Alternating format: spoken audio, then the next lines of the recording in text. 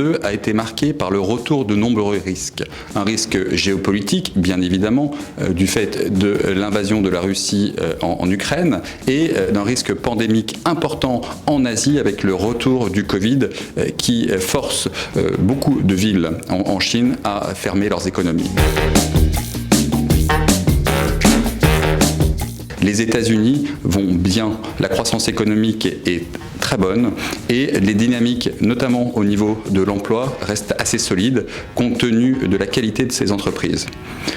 Le seul point intéressant et qu'il va falloir gérer aux États-Unis, c'est évidemment l'inflation, avec une banque centrale qui est extrêmement restrictive et qui veut maintenir des conditions d'inflation minimum pour maintenir une croissance pérenne.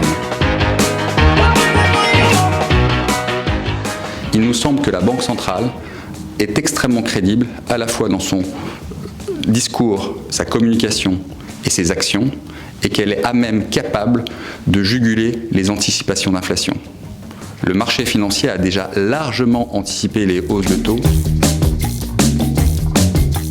Les entreprises américaines ont démontré leur capacité de résilience dans la phase de crise et de reprise et devraient, notamment dans cette troisième phase d'inflation, démontrer leur capacité à continuer de faire croître les résultats grâce notamment à des marges qui vont demeurer élevées et des bilans qui sont solides. Les résultats sont attendus pour l'année 2022 en progression de plus de 10% avec une forte accélération sur la deuxième moitié de l'année.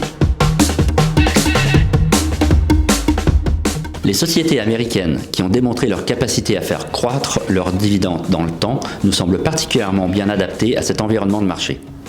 Richelieu America, qui est un fonds ESG sur les actions américaines, doit investir un minimum 50% de ses actifs dans ces sociétés et nous semble parfaitement adapté pour un investisseur qui cherche à augmenter son exposition sur les actions américaines ou en tant qu'allocation cœur d'une gestion US.